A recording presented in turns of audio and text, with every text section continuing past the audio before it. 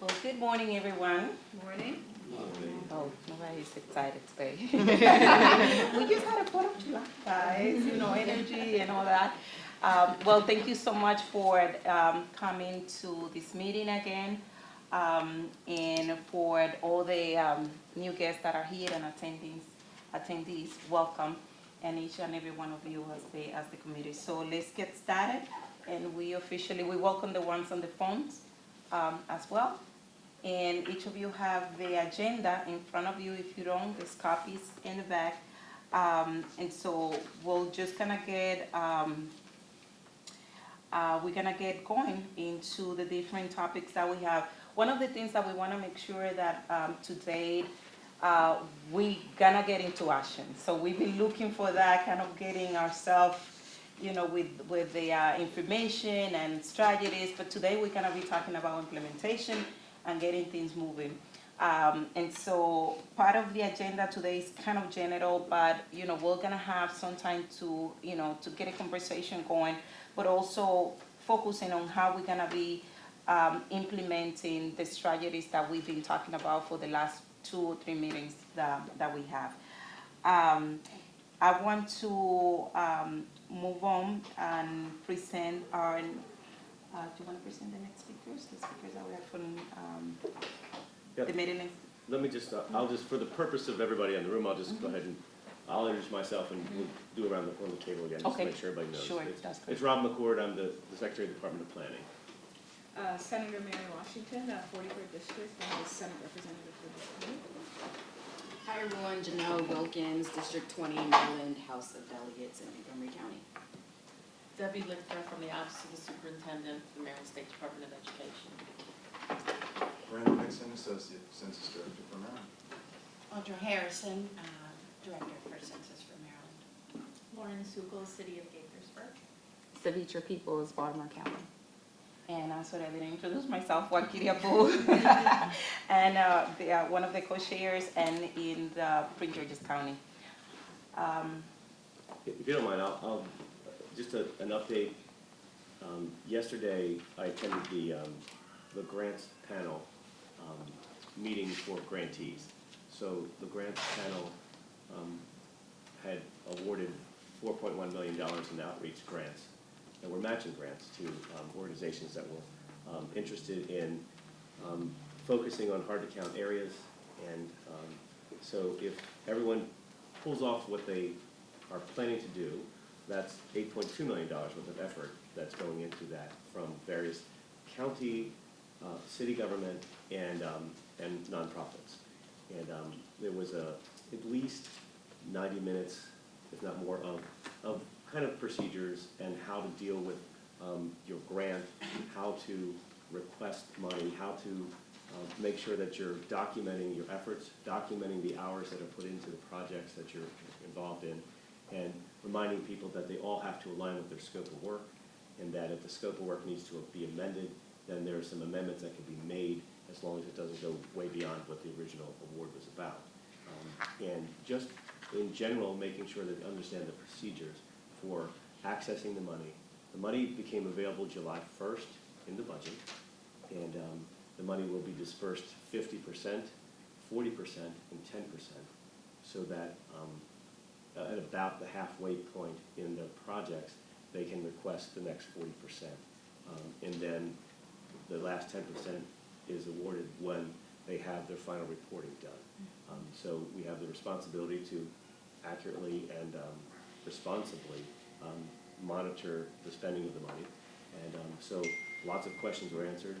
It was a very detailed presentation, and then the folks were encouraged afterwards to meet with the local government representatives that were there from the jurisdictions that the nonprofits were also involved in. So Prince George's County, Baltimore City, Baltimore County, Hartford, Howard, there were all kinds of jurisdictions that had received money and were willing to talk to the nonprofit people to make sure that they can coordinate efforts and not simply overlap each other. And so that was very productive also. So it's one of those after the meeting, official meeting was very productive also. I got to spend some time with at least 2 of the government representatives to remind people how important it is and it's interesting the depth of some folks that work for the government, that you will find people who had participated in the effort for the last census, and some even for the census before. They might not be willing to say they did 2 censuses ago, that dates them by at least 20 years. So, but there are people that have experience in trying to make the effort successful, which is encouraging from my standpoint. And it's also encouraging to see that there's still a level of energy in the room and a level of enthusiasm for making sure that their particular segment is represented in an accurate count. The concept of making sure that their particular interest for the groups that were awarded money, how they can pull that off and make sure that we are responsible stewards of the taxpayers' money is important. Some of these folks are not they're not foreign to the process of grants and how grants work, but others are relatively new at a process and relatively new at applying what they do to this process, because it comes along every 10 years.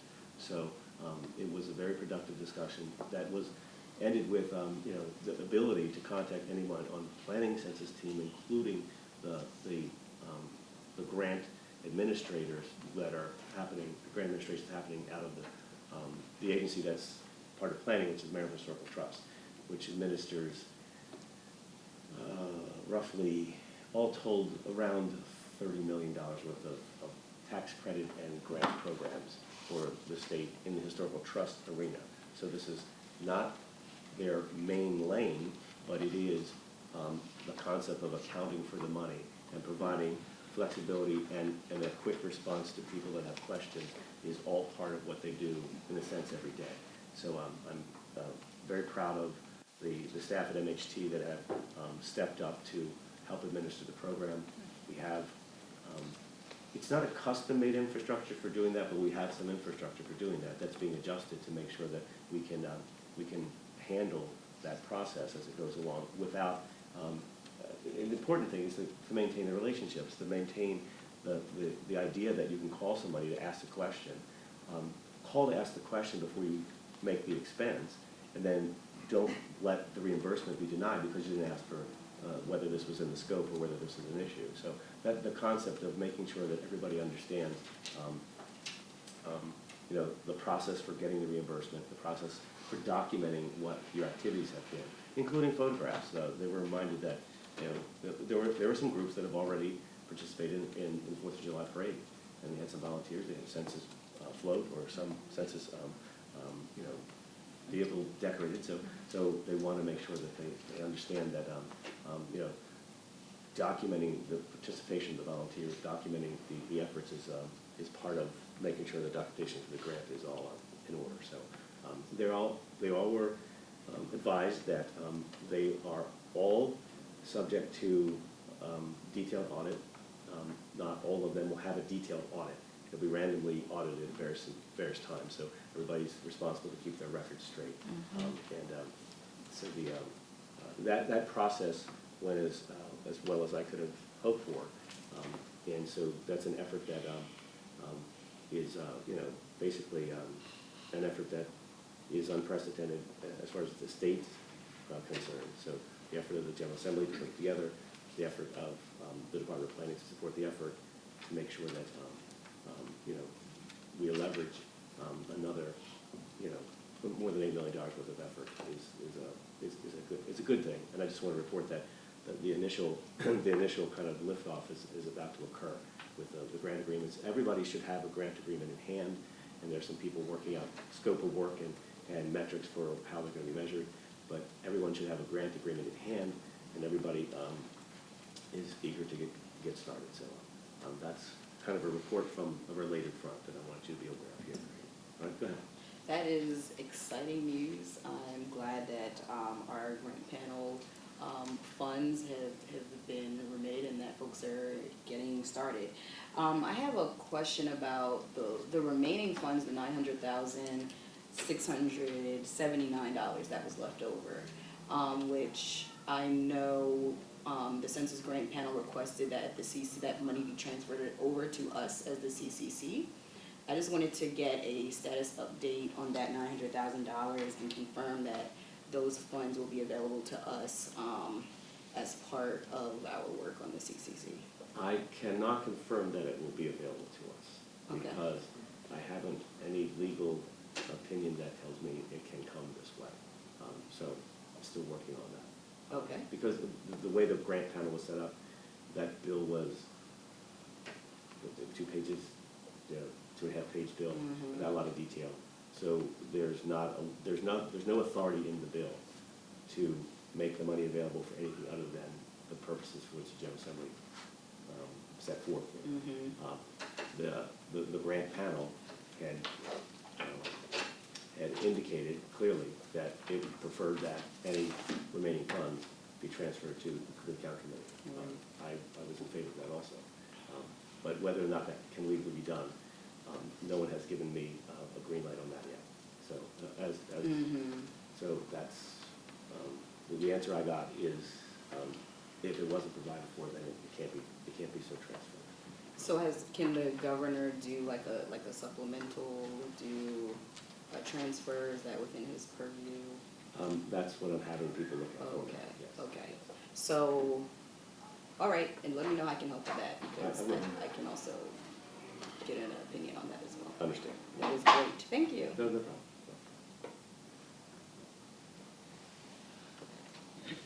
Any other questions, comments? No? So we're gonna have the Maryland State Library briefing. Yeah, I want to introduce Yana Demirva, Okay. excuse me, and Christine Feldman.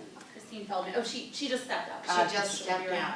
Yana has been an early and fantastic point of contact for us, and so we're very excited and grateful for the Odenton Regional Library for hosting today. So all the work they're doing and also providing us a home today, so thank you. And Christine is, hi Christine, how are you? Well, thank you. Good. Yeah, so thank you for having us. I'm Yana Tamirva. I'm the, do I need to move to the camera? Is that what you're telling me? Yeah. Oh, there you go, perfect. Here? It's not You're perfect. Fine. So I'm Yana Tamirva. I'm the Research and Evaluation Coordinator at the State Library. And thank you all again for having us, and thank you so much to Anne Arundel County Public Library for hosting us here. Like Audra said, Christine Feldman is here, and she'll speak to us in just a minute about all the wonderful work that they've been doing with their local complete count committees, etc. But I just wanted to mention a couple of things. So we at the State Library, so we're a state agency and we support libraries in Maryland. We also administer state and federal funds to libraries. And so we work with all 24 library systems in Maryland. And just a couple, let me actually,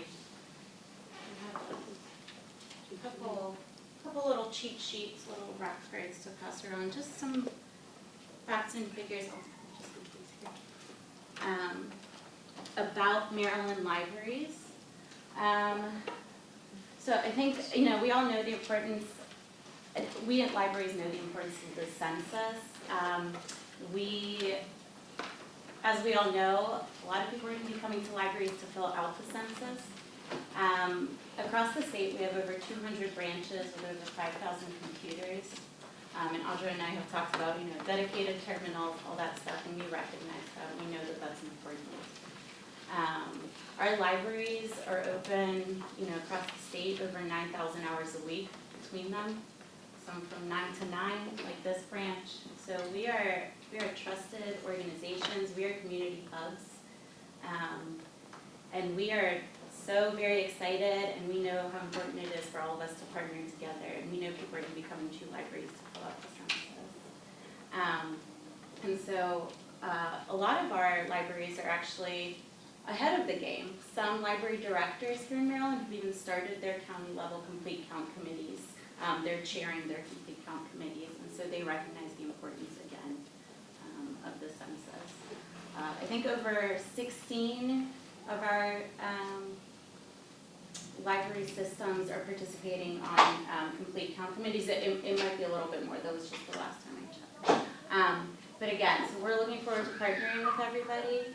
We can, talk offline more about that, but I don't want to take time away from Christine because we want to hear about all the wonderful work that they're doing. But thank you all again for having us, and thanks for being here, Christine. Good morning. Good morning. Good morning. I'm Christine Feldman. I'm the marketing and PR manager for the library system in Anne Arundel County. Welcome to the Odenton Library. It is actually our newest library, built in 2004. But I'm very happy to report that we will be opening the new Annapolis Library on West Street, a beautiful 32,000 square foot building in March of 2020, which is the first library in 15 years. So we're thrilled about that. Just to give you a 30-second snapshot of who we are and the impact that we have in the community, we have 16 branches. Our newest branch is actually in the Westfield Annapolis Mall.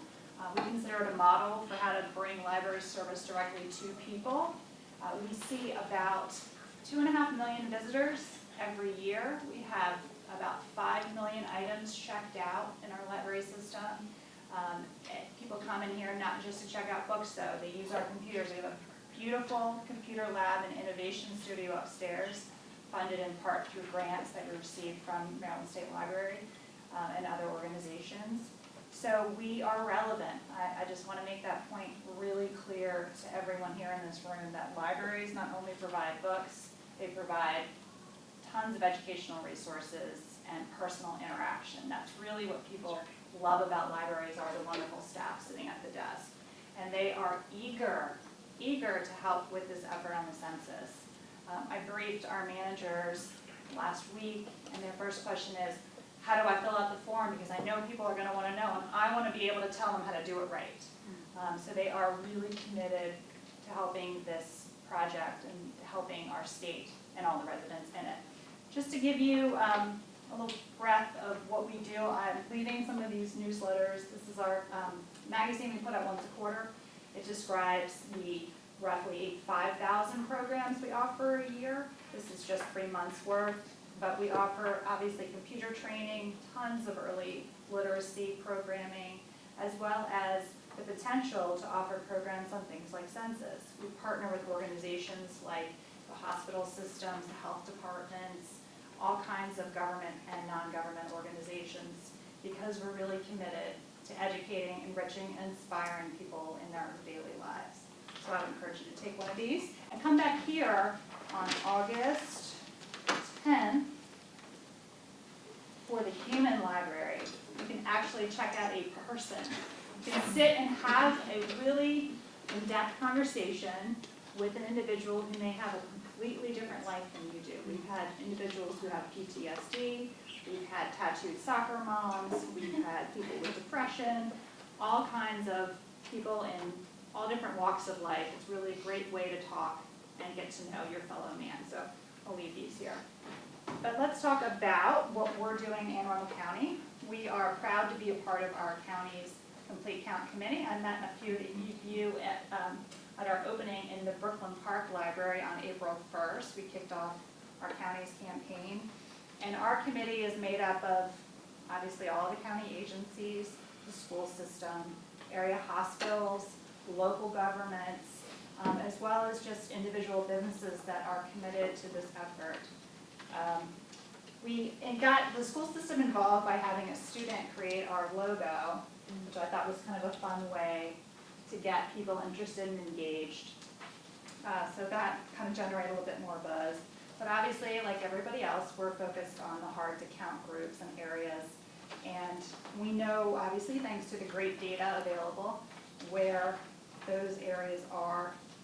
This is the county, and you'll notice that the northern part, kind of a corridor from the western part of the county to the northern part, has the highest non-count rates from last time, so we're focusing a lot of efforts. And we have libraries in those areas, which makes us a great partner, as well as some of the southern parts of the county.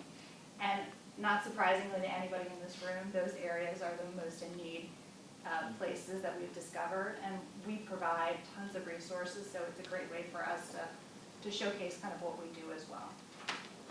In terms of what we're doing, Like I said, we're very involved in the count committee, and we did have a float, I believe, in the 4th of July parade and the Annapolis parade, and that was a lovely effort. Our county executive is very supportive, and his staff is highly engaged in this effort. And in terms of the library, we are going to be advertising in our newsletter, which has about 40,000 copies each edition, so we'll have 3 opportunities to do that before the April 1st deadline. That goes to our customers as well as some select non-customers as well. We're going to have signs in all of our branches. Obviously, there's tons of signs in these branches, but it's going to be a large sign that will remind people that we're a place where you can get help filling out the census. We're eager to train our staff in how to help people fill out the form. Like I mentioned, that's something they're very interested in doing, so we'll be providing that. And then we're also looking at the idea of some partnered programs, potentially with organizations that are interested or have material to contribute to the discussion about why this type of initiative is so critical. And I'm happy to report that we've got a small collection we're building of civics materials that are appropriate for children that we're going to be using in our early literacy program. So when a child goes to story time, and they go every week, mostly in our branches, they will learn and their caregiver will learn about why this is so important. So it's kind of a small, innovative way we feel like we can make a difference and an impact. We'll also be emailing our customers. We have a database of about 300,000 customers in the county. Those are users. At one point anyway, they were users. We hope they're still users. But we'll be emailing them about how they can take advantage of filling out their form in the branches as well as other options. So those are primarily the things that we're talking about doing, as well as supporting all the other county initiatives as part of the committee. I'm happy to answer questions. Yeah, compared to 10 years ago, how was the library involved? How can you?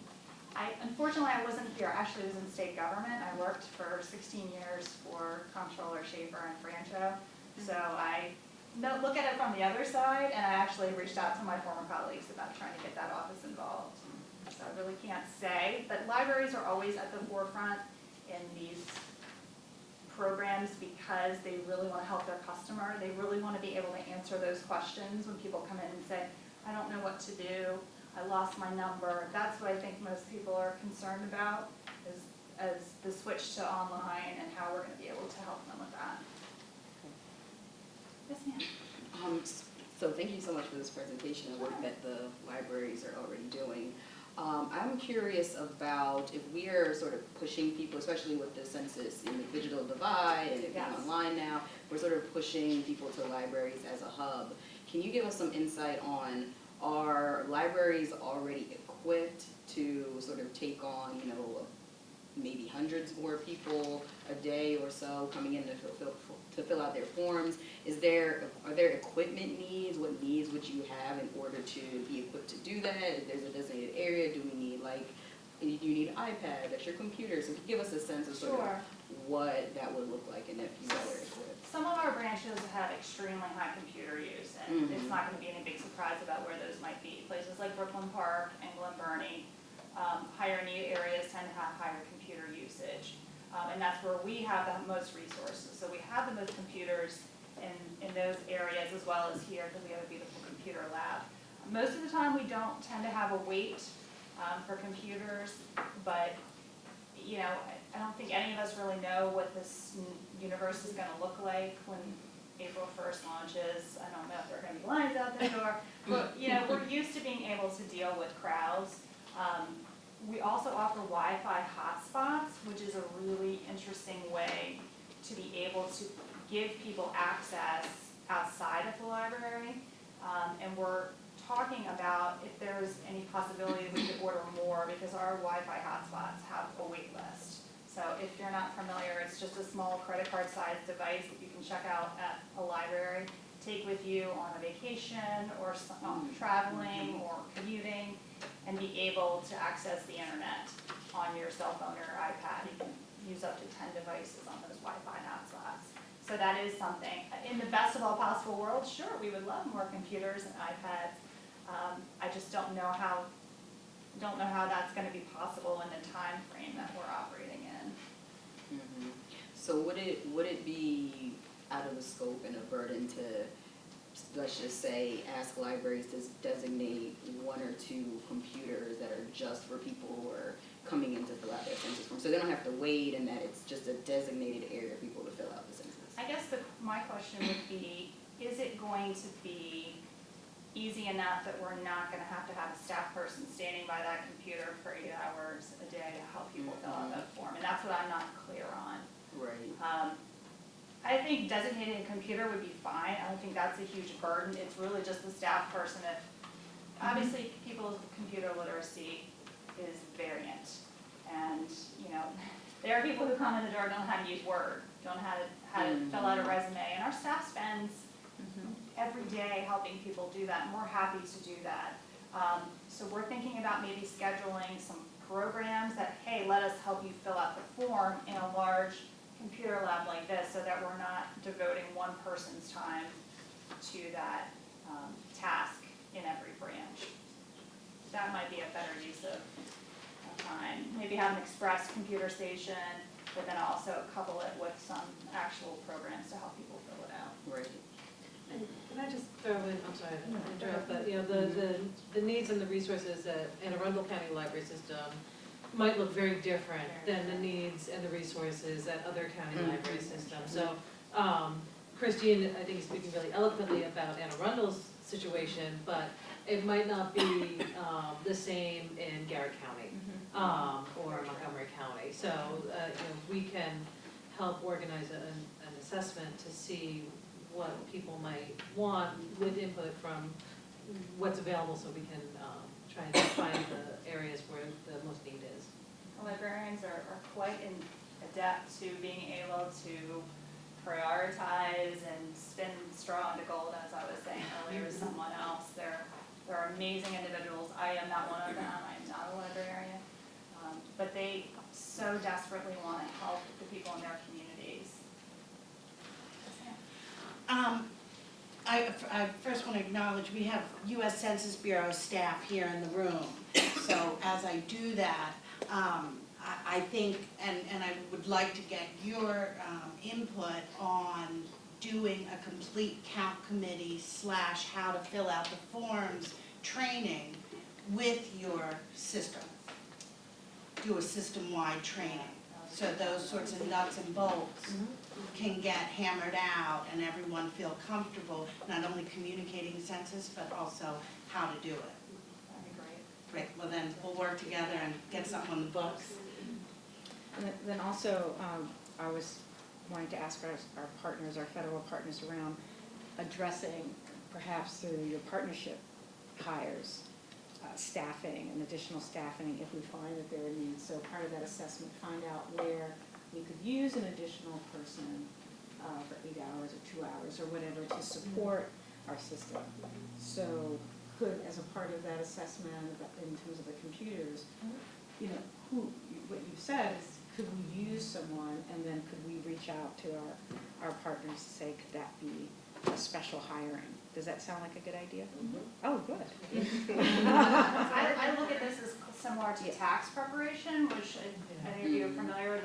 A lot of libraries offer tax preparation, but we partner with AARP, organizations like that, to come in and do it. So we're the convener, we're the place where people can come and get resources and information, even if we're not the ones providing it.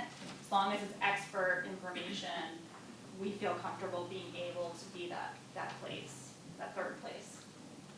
Because it's really clear that you do so much. I mean, you're doing job training and workshop. There's a lot that we're putting on libraries, which is important. You know, important hubs. The resources should follow that. So if there aren't state resources, or maybe some of this 900,000 could be dedicated to that, we could work with our partners to do that.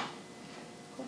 And also to piggyback on what you said, some of my counties that I do work with the libraries, we do have designated days that people can come in, that was something that we did discuss, and we'll have the computers just for those days that people Sure. come in. Yeah, I think So- there's a lot of options. And then they're gonna put it on their website to let people know the days that they can come in, and we can also help them not be there to help them. And we can't discount the ability for people to feel safe and trusted when they come into this library system. I think that's something that we all really value. So let us help you be that trusted place.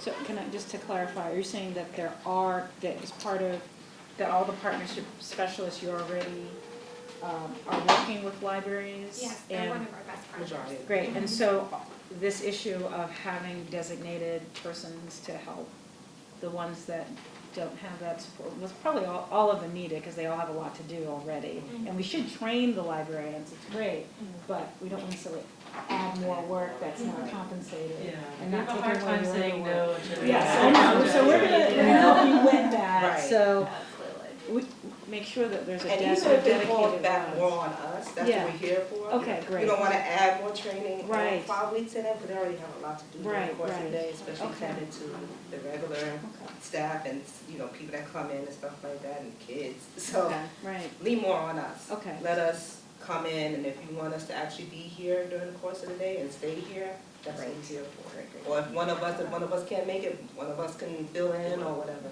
We're here for that. And we could also, I think Daniel Jones is Yes. actually He's our- your yes, he's partnership wonderful. specialist, so y'all could probably coordinate that. Okay, Okay, great. great. Anything else?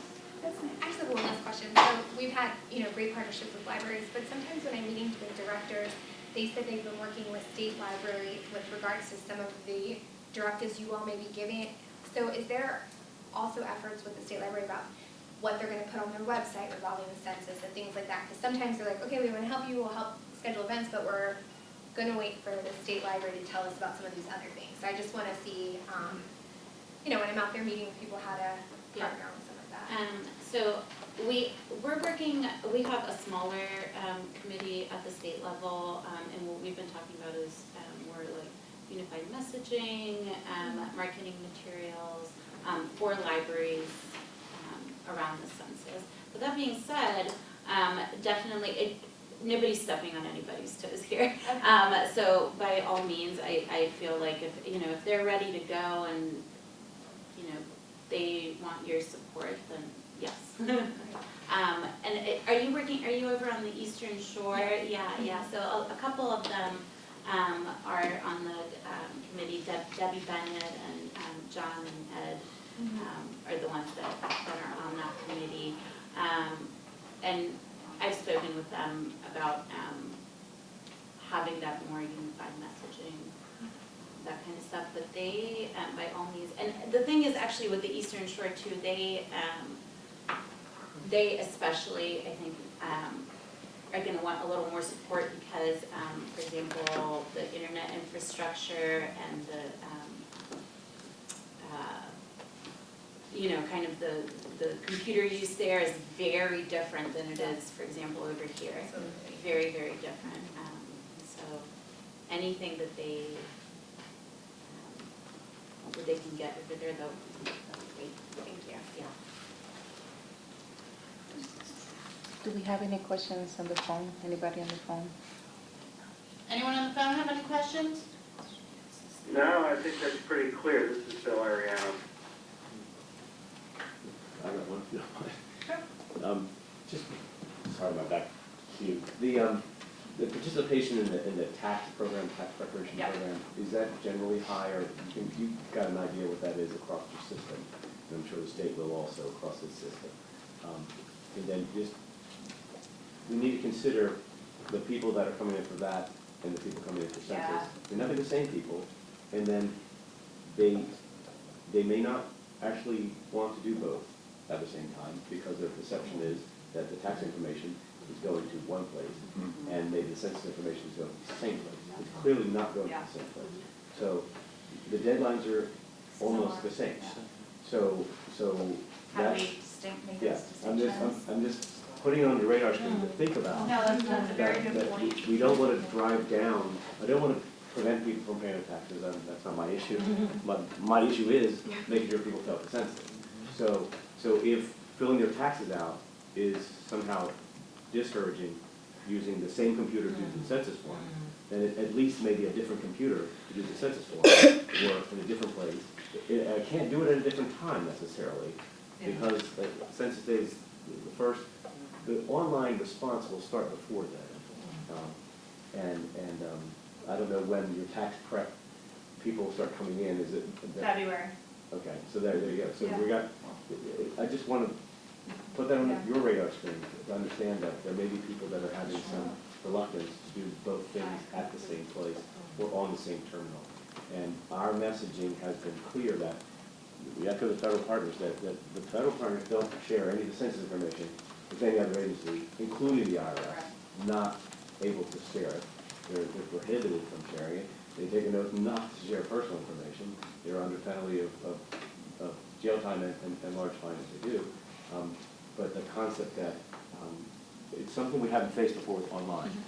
So, you know, if I'm sitting at home and feel like dog up the census and give them information, there might be a different feeling than somebody who came to use the computer here and then thought, well, some people might say, I'll get my tax stuff done, I'll get my census stuff done.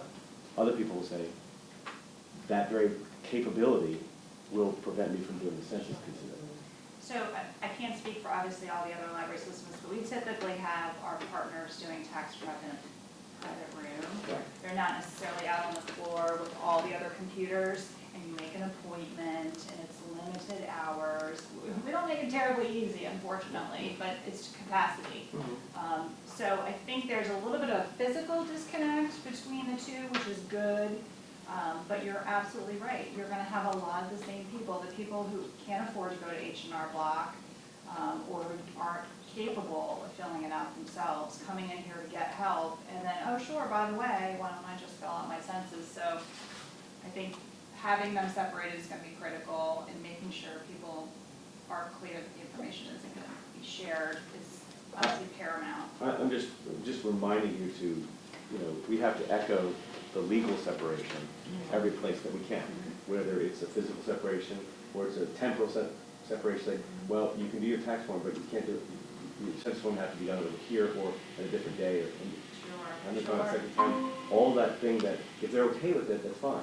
If they're hesitant, then we have to understand that in this, you know, making it available online at the same time you're online with the IRS is one of the things that's a potential clog.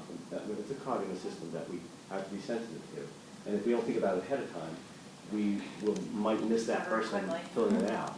Think about it ahead of time to say, well, over there you're doing census, here you're doing taxes, and vice versa. Yeah, okay, so it's alerting the volunteers who come in here to help with that, for sure. Yeah, but everybody gets the tax done, they could be reminded, you know, don't forget your Exactly. census. Can I do it here? Sure, just do it right there. Or you're taking up time for somebody else. I'm just saying out loud how those two things are going to come together in a way that, you know, the libraries have always been helpful. I mean, in making sure that when you walk into that, the tax forms are physically available also. Right. You've got the whole rack with every tax form available. Wow. And they the people that remember that. Yes, absolutely, So absolutely. they're like, okay. So capitalize on that This is trusted partner. Yeah, exactly. So if you're making, you know, if you're making the service available, just understand that the hesitation might be there. And think about ways to overcome that hesitation, that objection now, before it starts being a problem a couple weeks into the season, so to speak. And, oh, we're having this issue. So think about it ahead of time. That's all I'm saying. Because I don't want to discourage any of the help that you provide on the tax side, and I don't want to discourage any help you provide on the census side. Just remember that sometimes that's going to rub some folks the wrong way. And we have to make sure that we provide for them. So, thank you. Can I ask you a quick question? Do you see, do you guys get to see a lot of members of the community that are hard to come to the library? Yes. Particularly, obviously, families with young children, that's sort of our bread and butter here. We have daily, what we call kindergarten readiness programs. So that's why incorporating our messaging into story time selections and messages at those programs is going to be really critical for us to be able to reach, particularly that audience. We're really trying hard to make more inroads in the Latino community around some of our branches. We're able to identify a lot about the communities that we serve, so we can tailor our services appropriately. We offer some bilingual programming at some of our branches. So we try to make an effort to really know who we're serving and be able to offer them what they might want or what they need, they tell us they need. All right. Any other questions? We just gonna move on. Well, thank you so much. We appreciate it. Yeah, thank you. Do you have anything else to add? No, I think Steve did a really nice job, and we're really happy to be here and have an understanding of what you're doing and how we can support the mission and be prepared. You know, that's the thing, is that we don't want to put library staff around the state in a position where they're not comfortable and end up shooting themselves in the foot for not being able to help customers the way that we want to be able to help all our customers all the time. Well, thank you. All right, so we're gonna move on to the other section in the agenda, which is development of the average. And maybe, Audra, that might be a good time to talk a little bit about the survey that we sent. Do you wanna? Sure, yes. Sent out yesterday questions for everyone to self-respond, areas where you feel that you can best serve the committee, and any affiliations or relationships that would benefit this work. And so if you could get your responses to me as soon as possible, then we want to make sure, the co-chairs want to make sure that we're using our folks as effectively as possible and accessing any trusted relationships that you have to assist our work. And did anybody have a chance to take a look at it, at the survey yesterday? Good, good. And I have copies here if you need some.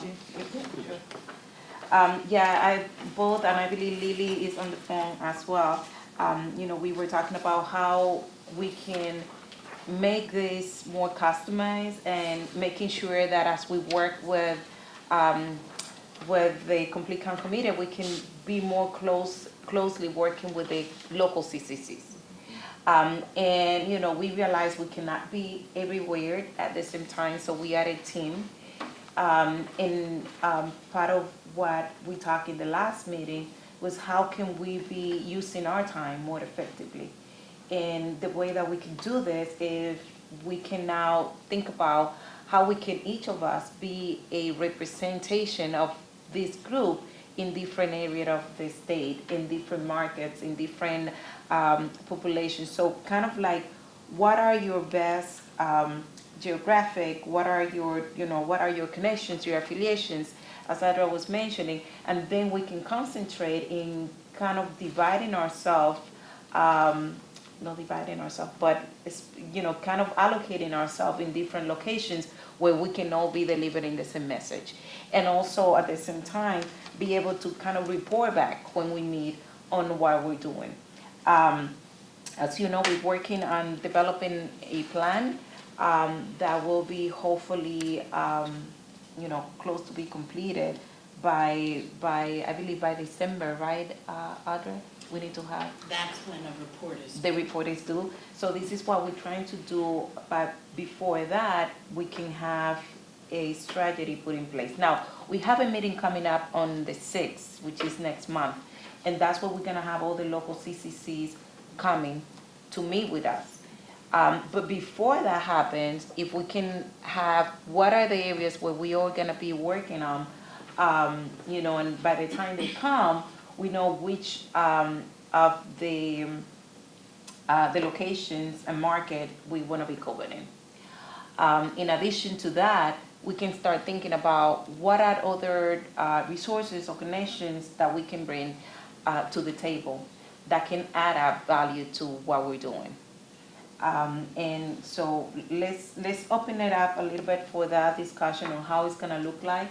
I know that part of the conversation is that we don't want to just be doing the same thing or repeating the same effort that everybody's doing, but how can we just maximize the effort that is being happening throughout the state.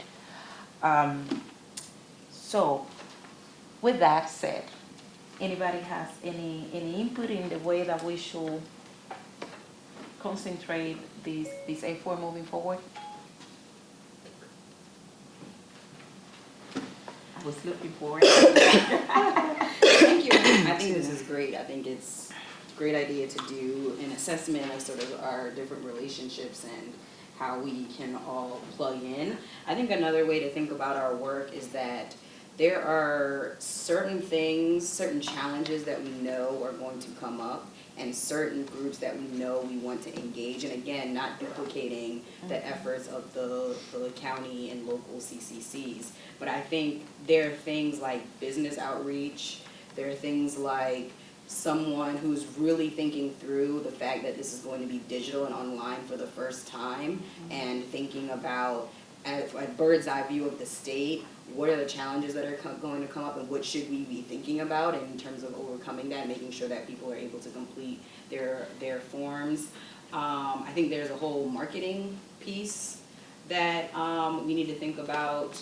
I think there's the faith outreach and media outreach, and also, and again, thinking from a statewide perspective, and also really supporting the job recruitment effort. So there's just a couple pieces, and I think that those are all working groups that we should think about breaking ourselves up into. And I think that the work should be driven by what we as a collective, it was just my initial thoughts, but we as a collective agree are the big buckets where we know we can be value added, where we know that there will be challenges around the census, and really dividing ourselves up into work groups with very clear goals and objectives for those work groups, and identifying leadership and really working in that way, I think is one way that we could divide up our work. Great. Good.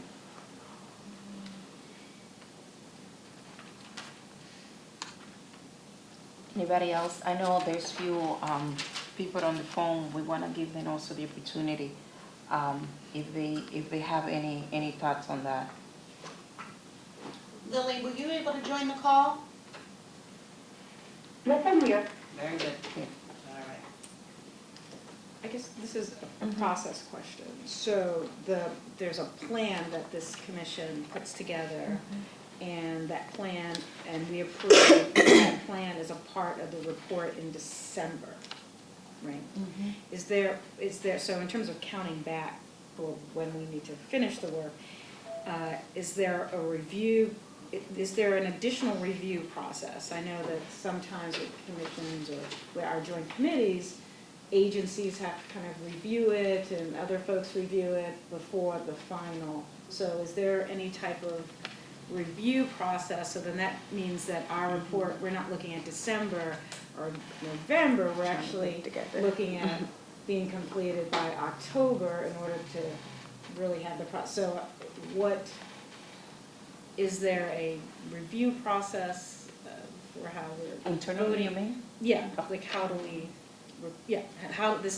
and who writes this, how are all the different pieces put together? And I guess this speaks again to having the operating funds that we need to do our job. So I that's a question, who's writing it, who's the staff writing it and putting it together for us? Yeah, How does that happen? it would largely, that would be my responsibility as primary staff for this committee. And I suspect the review, because it's really doesn't design anything other than submitting a report to the governor, that the review would be done amongst the committee members. Okay, great, okay, all right, okay, good.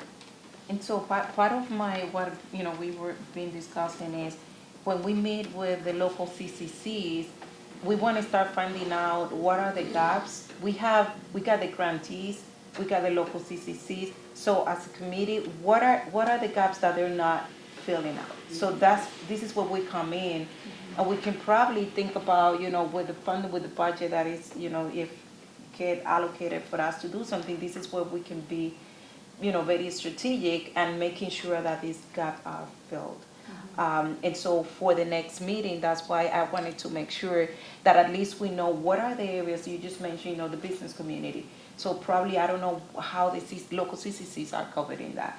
You know, if we know there's not a strong presence there, so we can start thinking how we're gonna be kind of filling those gaps in those areas, or whatever other area that we find that need to be filled out. And then, you know, we have the grantees, which, you know, is a great group. And so we're kind of putting all the pieces together. And then once we see the map, you know, the roadmap, we'll be able to tell we need to fill this here and there, those gaps. And that's what we're gonna make it a strong, a strategic, I will say strong plan at the end of or report at the end of the year, which is our goal, I'll say, as a group, that we be able to touch everybody. And I'm also thinking about how we can come up with, you know, universal message that everybody is speaking the same message everywhere. So for the next meeting, we need to start thinking about that. What are the local CCCs doing, and what is the message that they are doing? So we don't want all these different messages going on throughout the state. It has to be universal. Everybody has to keep the same. We all have to be in the same level, communicating the same message. Both the grantees, this committee, and the local CCCs, and anybody else that we bring into the team, into the work that we're doing. Question. So I believe at the last meeting, we talked about having report outs from the various complete count committees.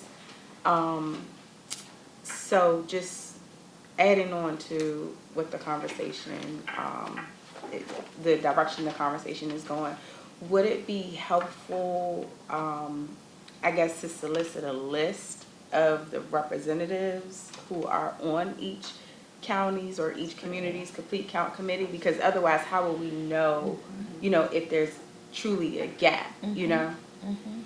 Good idea. And just building on that, I think that it would be a good idea to send a survey to the complete count committees. I believe that we're meeting with them maybe the next meeting. Yeah, next meeting. So I think that's so that we don't spend too much time on report outs. That would be just the entire meeting is talking about report outs. I think that if we can ask them to complete a survey, we can make it as short and succinct as possible, you know, about what are the things that they've done so far? If they do have any plans in place, where do they need support? Are there areas specifically they think the state can help? Just, you know, some questions like that, so that we can at least have that compiled in advance and focus the discussion more on a kind of a strategy type of meeting instead of having report outs happen there. Right, and so for Baltimore County, we have a strategic plan. And I've been working closely with both Audrey as well as Chastity, who is our census liaison. But, you know, I think that it would be advantageous if, and also being mindful of everyone's time, because we have lots of other commitments.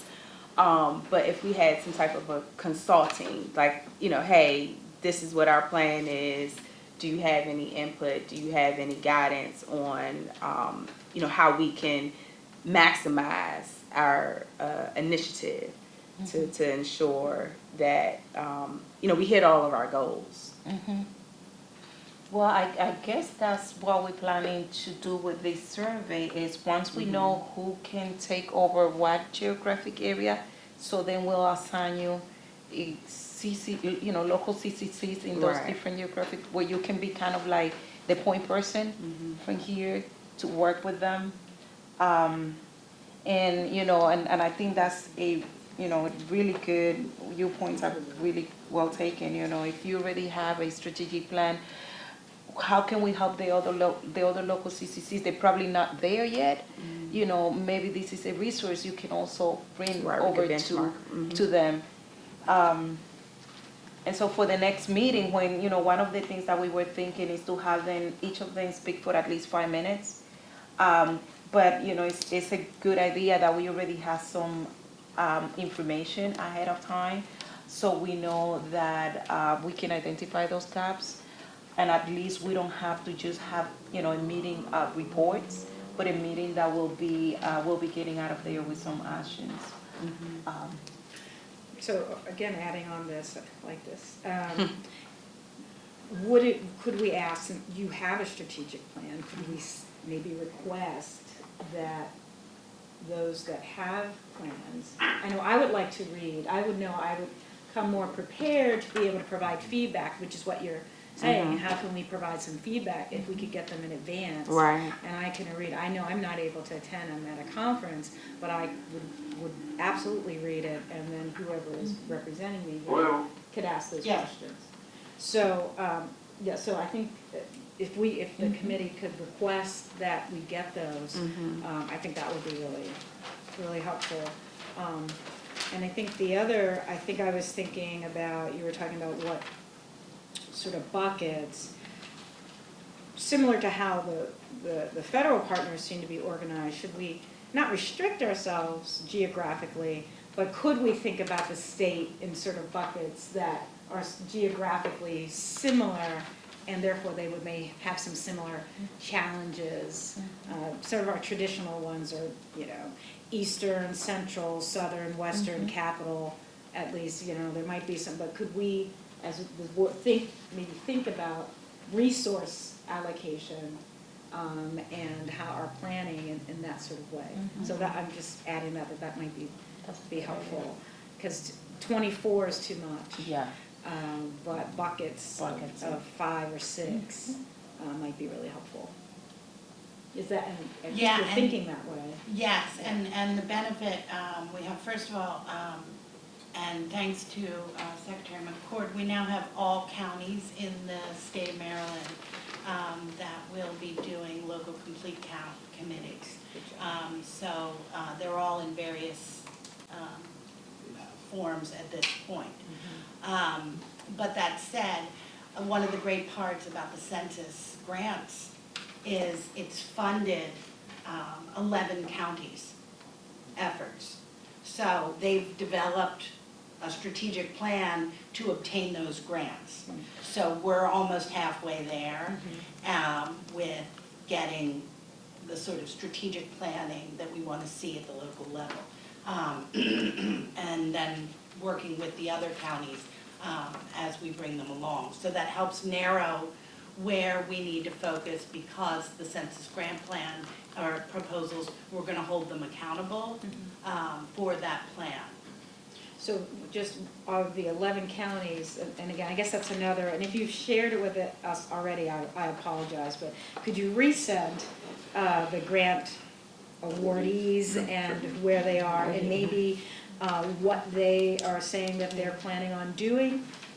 That would, the amounts, the grantees, the amounts, and what the plans are. And again, that's also something, again, that this commission could provide that role. So I guess just to ask, are the 11 counties represented within this kind of minimum Eastern Shore, Central, Southern, Western, Capital, or it is not? So there's some regions already that don't have any grants. Correct. So what regions would that be? Let me back up 1 second. In the Google Drive for the Maryland CCC, the census grant proposals are all in there. Great, thank you. So you can access them today to read all of the approved plans. And the regions, those funded regions are really our most populous areas. The counties that received it, jurisdictions, including Montgomery County, Prince George's County, Baltimore City, Baltimore County, Howard County, Harford County, Carroll County, Frederick County, Washington, Anne Arundel, thank you, and I'm blanking on my last. We'll, Yeah, it's so- available. Yeah, just get, so, because, again, I also had heard someone talking about doing, persons experiencing homelessness and camps. So I know that there's an issue, because I'm chair of the Joint Committee on Ending Homelessness, one of the chairs. Southern Charles County has a lot of camps, and some of our rural areas have a lot of campgrounds where people are living, and often they get missed when we think about undercount. So if they aren't part of the specific grant. It's, again, unlikely that there'll be a camp organization that applies for the grants. And often those populations are not really they're disconnected. So could we think about, you know, our persons experiencing homelessness, our youth homeless, as a specific targeted group that we spend some money supporting? And we do have statewide initiative with our youth reach committee. There are committees and people doing that work. So if we could add that to what we're doing. And you have data for, Yes. which could help Yep. those efforts to Yep. identify. And so, and there's our COCs are also part of that. You know, they, in addition to, some of them are doing the weatherization programming, you know, they're providing those sort of community action centers, those CCCs, and those, again, tend to be sort of disconnected. They may not apply for the grants, but they would sort of be missing from that, but clearly part of the undercount population. This is Bill. This again comes down to the question that I had at the last meeting, which is how involved the state agencies are, because between Commerce, DHCD, DHS, planning, I mean, you all have relationships with a number of the organizations that service some of these populations that are traditionally difficult to get counts from. And where are they at this point as far as creating their organizational plans to deal with these populations? That's a great. Well, Bill, we are in the process of trying to coordinate those agencies. Each agency that you mentioned, housing, human services, commerce, have people on our state agency, CCC, and they have submitted responses to questions which are being developed into a plan. And that plan is going to be coordinated by me, and they're aware of the hard to count and low response populations. So we're in the process of coordinating that. We've actually completed the first phase of the process, which is getting them to a point where they can actually create a plan. Have you been able to categorize at this point those populations that they serve and that they will need potentially to cooperate together to service those populations? Again, I'm only saying this because in 2010, I can tell you, it was almost a day late and a dollar short in getting the agencies to focus. In addition to the regular work, similar to what the library said, you have folks that are involved in their regular jobs, and then to get them to kind of refocus on some of these other issues, I know was difficult in 2010, and I'm just throwing out the caveat that you should be seriously looking at that aggressively now. And we are. We're aware that these people are fractionally engaged, that they have other responsibilities. And so what they've done is they've self-identified their populations that they're trying to reach, and we're also helping them to identify those populations and trying to, what we've done is, on the state agency level, is identified what the best practices are for each agency, as well as having to drill down and see to it that each agency has its own unique perspective and develop the plans from there. And Secretary McCord has been instrumental in helping us get to the top folks in each agency and having them recognize the significance of the census and how we can see to it that they integrate the census message into their mission. I've been working at the various sundry sub-cabinets I'm on to promote the agencies. I'm special interest in the agencies that have the most customer contact. Our main customers in planning are local governments, but health department, health and human services agencies, the one housing. So the ones that have the most kind of customer contact. So I'm pushing from the top, Randall's pushing from the bottom, and we're trying to squeeze something good out of it. So we're working on that. Yes. Is there a way that we can have a meeting with some of the secretaries just to kind of show or kind of bring what we're trying, I mean, talking about the CCC, if the governor as well as yourself can help us get the the importance of this message, that we're trying to bring, and kind of so they can also be integrated in this work. I just see that if we can use that plus what we're doing on the 6th, with the local CCCs, it's gonna be huge because they will see how we coming from the community up to them, letting them know we really want you to be engaged. This is really important, and kind of advocate for what we want to see happening as a community.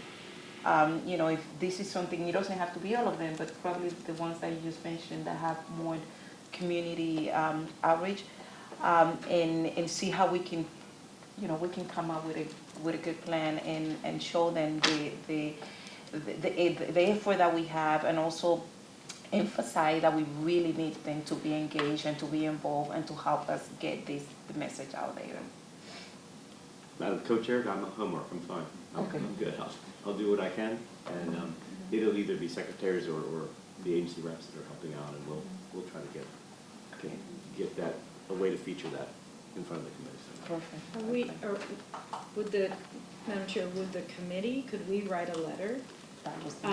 And we write a letter expressing, help us draft this awesome letter from the committee about how important it is, and we appreciate the support and how, yes, and exactly how it affects everyone. So in addition to that, we could send a letter, and then that gives strength to the secretary's request, and then maybe invite some of them to come if they want. Or the chair or a committee or a work group could meet with them individually. It's only 4 or 5 that we're talking about. So.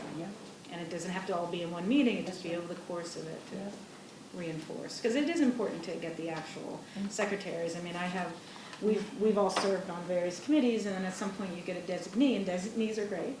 I'm a designee at the Senate. Designate, but at some face-to-face, at least one with the actual secretary, I think would be really help the work of the people that are doing stuff on the ground here. And I think following that same strategy, we can then get it down to the local, county sets, and just following the same way. I think if they see that we really put in our time and effort into that, they will see that this is something that is serious, and they will, I'm not saying that they're not taking it seriously, but I'm saying if we can stress more the work that we're trying to do as a committee, that will be important.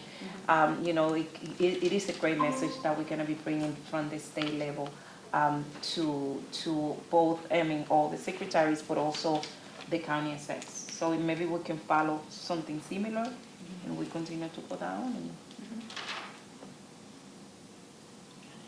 I'm going to draft that. Excellent.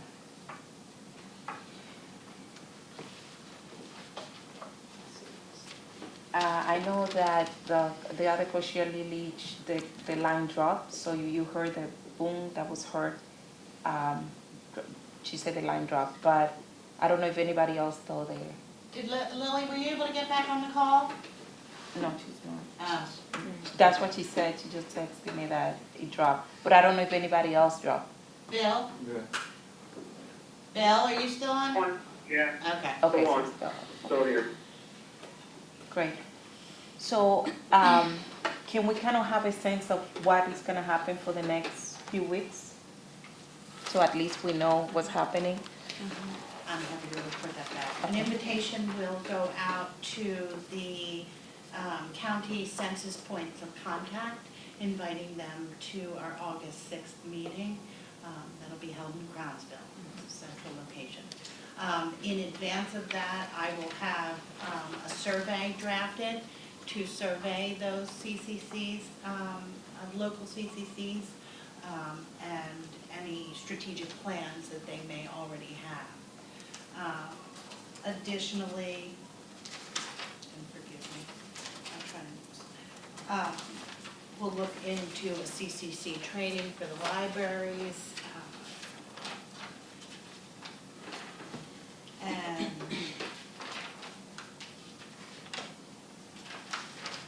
What about the strategic plan? Would you be able to share that with us? Mm-hmm. Okay. Yeah. well, actually, you already have it.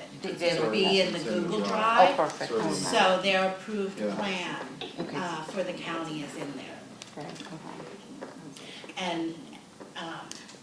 And there may be slight adjustments as these organizations and counties go forward, which I expect and encourage to a degree that it keeps in line, because they're really putting rubber to road as they're getting into implementing their plans.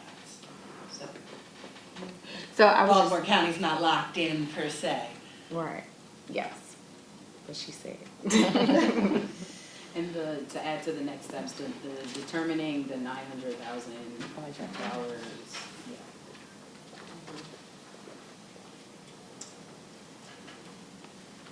I have a question about the strategic plans. I'll find out when I look on the Google Drive, but when you asked them to submit the strategic plans, was there some kind of an outline that they were supposed to follow, or?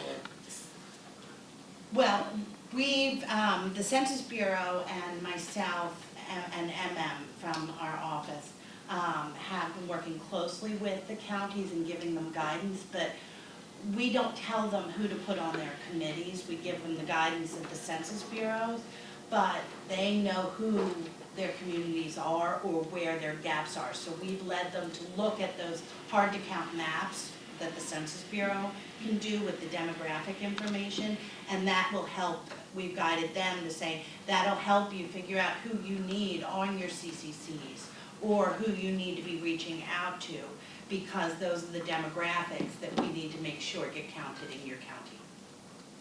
And so I just want to add that the strategic plan that I was referring to is an extension of what we submitted. So this is more fleshed out. It outlines our objectives, our goals, and subtasks. Because I'm wondering, that would be helpful, so for the 13 counties that don't have grants and probably, or may not have a plan at this point, it would be helpful to give them some kind of a template, maybe to follow. Right. With some guiding questions to. Right. Right, like, creating the logo, sending out the executive order, et cetera. Yeah, and we've been doing all of that. It's part of, our setup as we've been standing them up. Here's our messaging, here's the elevator speech, here's your count, self-response rate last time, here's your maps, executive orders, that sort of thing. I don't know if this was listed as a next step, but the idea of potentially doing a survey of the local county CCCs to just decrease our report out. I didn't know if you mentioned Yes, that. I've got Okay. that, and I can have something before the end of the week for everyone to kind of look at, and then let me know any edits. So when do you guys think we can have our surveys returned back to Audra, the one that she sent? So we can start kind of getting a map. Oh, good. Oh, you guys are great. So we'll have ours by CLB today. Perfect, yeah, because what we want to do is start thinking about who we can designate the different buckets, as we mentioned. And I think that is a great idea if we could do it like that. That way we don't have to. And I know there's probably gonna be some of you that are in the same bucket, but that's what we're gonna have to negotiate and see who wants to kind of like cover the bucket that is not covered. Great, thank you. Just wanted to close the loop around the idea around dividing into work groups. And if we're going to do that and what the next steps are around that. Yeah, actually, and I'll drive, what about with open meeting situation? Let's say because with the amount of people that we have in this committee, there's only gonna be probably, if let's say we do the bucket, how many buckets are we thinking about doing? About 5? Well, I think you can set up as many as you want, any amount of work groups that the committee identifies. Okay. You do want to, I would just say, you want to keep it manageable and be able to focus, but other than that, it's really at the discretion of the committee, what you determine. And what do you guys think, if we do we want to do like 2 people per group or 3 people?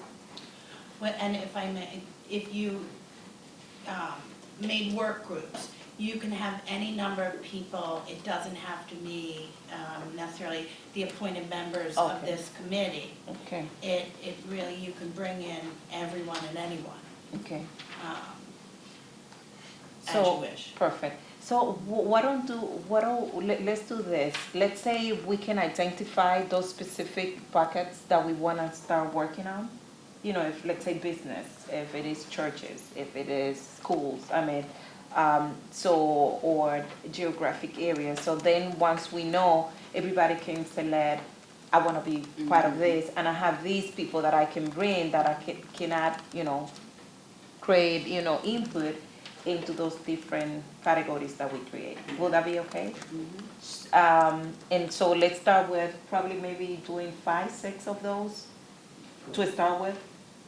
I was just, I jotted down your initial suggestions, and I was kind of rearranging them a little bit to say, if I took kind of top 3 of those to say, I have a faith outreach commission, a work group, but a business outreach, and then we can maybe collapse marketing and media to the same thing, a marketing and media outreach.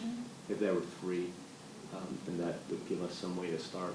And if we thought we wanted to do more other areas, we could go from there. What was the third one? You said business, media, faith? Faith outreach, Okay. business outreach, and then marketing and media. Okay. And Dan Jarrett's, who was unable to make it today, we've discussed bringing in all of the state's media, and Dan certainly serving as an ambassador between the committee and the state's media, including all of our ethnic media, to do essentially walk-through census with the committee, why it's important, and getting them engaged and involved. So that's something that we're looking at, that we're discussing even further. The only other one that I would at least put up for further discussion is just around a working group or some kind of, I'm thinking we might need a working group to discuss just the digital aspect. The fact that the census is now online, I think really requires someone or some people really think about that impact and what barriers might be, looking at the statewide, what barriers might be and how we can overcome those. That's the only other one that I would say. And maybe it's not a working group, but I think we really need to make sure that we have some dedicated time and effort to that piece, just because it's something that we haven't experienced before, and we really want to think through. So maybe it's a working group, maybe it's not a working group, maybe it's us devoting time at a meeting, but I just think we should really think that through. Yeah. At the very least, it could be an item in the media and marketing piece, but it's not just media marketing. I know what you're trying to say. Yeah. It's Mhm. first time through with digital response. Mhm. And the governor just appointed a cybersecurity expert to do it. There may be opportunity to get some specialization from within the state government, particularly in that position. Mhm. We are working with, we've developed a data analytics and social media plan, which is provisional, but we're doing it in connection with Do It, because they, of course, they cross all agencies. And so they're already aware, they're in the forefront of the process, and they're very interested in doing that. Their business liaison has been very active with me in getting that done. So they're on the front burner. All right, let's just keep that kind of on the list. I don't know how we staff it just yet. I don't know how to figure out Yeah. an online, Mhm. an online, Yeah, it's the online, it's kind of the online response right. issue. Yeah. Mhm. Okay, so I guess, I mean, we have to continue to be the, advocate for this. I do want to acknowledge Bishop Bello, who came. He oversees over 100 churches here in Maryland, targeting the African community. So when I mentioned, this, it was like, I'm going to be preaching about this every Sunday. And I'm going to make sure that everybody on my network knows about this and, ask him to come and, I just want to acknowledge him and appreciate his coming. Anybody else, anything else that we want to, by the way, Lily is having issue, she can hear all of us, but when she's speaking about it, we don't hear her. So, she's been texting me any question. How do you know that? Yeah, so this is the good thing about this. Anybody, yeah, we're so connected. Audra, anything else? I do want to introduce, we just brought on, well, officially tomorrow, so he's still on his own time. But I want to introduce John Watson. He is going to be one of our field coordinators in partnership with MM. MM will have the Western Shore, and John will be working on the Eastern Shore. Again, working very closely with our partners at the Census Bureau and helping to coordinate the local CCCs. Look forward to working with everybody. Welcome. Thank you. Welcome. And also, want to remind that we are working very closely with our ethnic commissions. And so I want you to know that this is something that they have priority on their agendas, and I want to appreciate my wonderful director Lorena, who's here.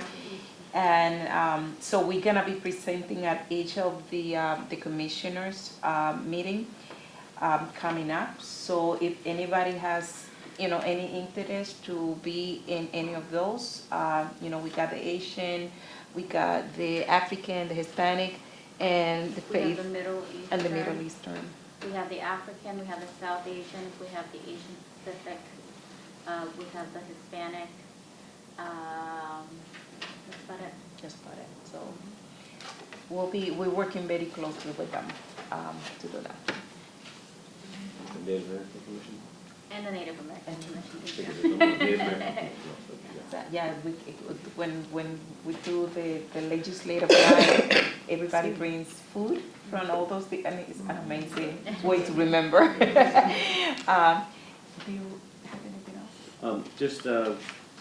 I will happily write a thank you letter to Irene Padilla, from the State Library Director, for the efforts that the library is putting forward here.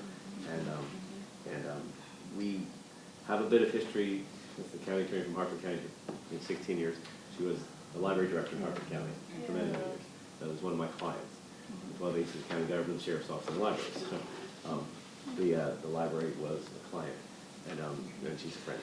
So I'd say this out loud to you guys, that I appreciate your efforts, appreciate the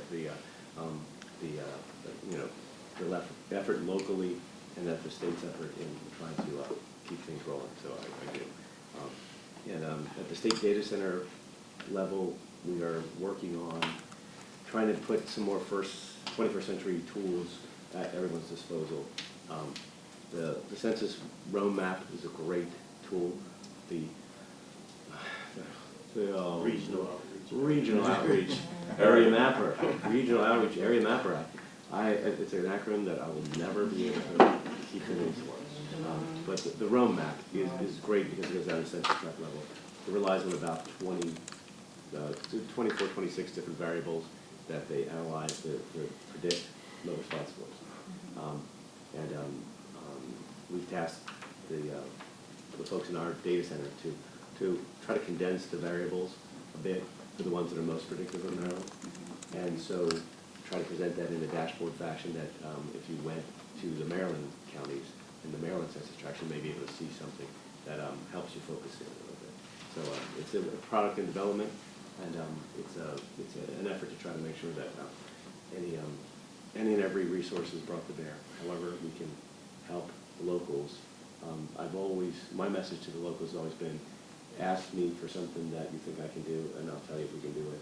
Then I'll ask my folks who are brilliant to see if they can come up with something that, if it's not what you're asking for, it's something that would help you. So the concept of putting 21st century tools at use.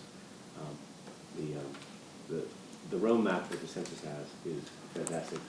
It's a fantastic product. It works very well, and it's a lot of information. And if we narrow some information, present it slightly differently, we might have people remember something about an area that they may not have if after they've clicked on every census tract. So I'm trying to see if our census folks on the state data center side can give something that might be a little bit easier for a layperson to jump in and take a look at. So once it's available, and I've kind of approved that it's working well enough, you'll hear about it, and it'll be available to everybody to use. So, and our partners at the Census Bureau will be kind of the second people to know it's working well. All right. Well, anybody else see this? Me, of course. Yes. Just two final comments. So we create these working groups. Do we need to identify some leaders of them? I think that we had some ideas around, or do you all want to do that offline? I just wanted to make sure we created the working groups, but I think we need some leadership around them so that the next meeting, maybe they can come to the meeting with a couple of points on how our CCC can address that topic. Should I suggest that we give a few names of who we want to have in those working groups, and based on the different bucket categories that we have, and then we can invite them to the next meeting, and then we can see who can take the role of that leadership, because I know at first they kind of wanting to know what they're going to be doing, what they're going to be committing themselves to. And then, we decide for next meeting, at least who we want to designate as the leader, but maybe sending those names to Audra for people that we think should be part of it. Will that work? That could work, but it's like we missed basically a whole month. We spent a whole month just identifying leadership, when in that month we could have maybe started developing a plan around that working group. So if there's a more... If you had something to say. My suggestion might be we want to solicit people to send to the co-chairs, anybody interested in leading the work group, and see what we get. Yeah. And see how we got to smush them out and cover all of it for people that are here and not here. Yeah. Maybe. And then get it out relatively short order to say, these are the books that... And then they can I think they should get started in the meanwhile, so we don't just lose like a month. I'm not thinking that, because we can start getting things started without having them to have some kind of leadership role. That's what I was thinking, but we can do it anyways. I just think that time goes by so quick that before we know it, it's already next month. So we can do that. I mean, let's identify a few people, send it over to us and Audra, and we can get started. Sounds good. And the final thing for me is, I think that it will be important for us to identify as a CCC building on my initial question, what our budget and the funds allocated to the census by the state are. So putting the 900,000 to the side, because we have our plan around identifying that, I would understand that the Department of Planning has allocated some sort of resources towards this. So I wanted to know for the next meeting if we could have a budget so we can see what we're kind of working with as well in terms of our funds for our CCC.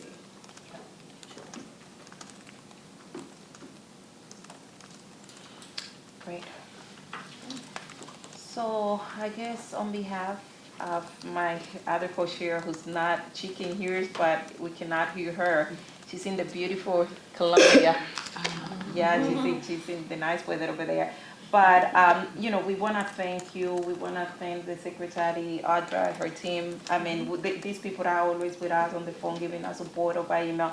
And, you know, so we know that we're gonna have a great outcome out of this. So thank you, each and every one, for your time, effort, energy, and questions and concerns. And also to the census team who are always here supporting us, and everybody else who joined us today. So with that, we officially adjourn.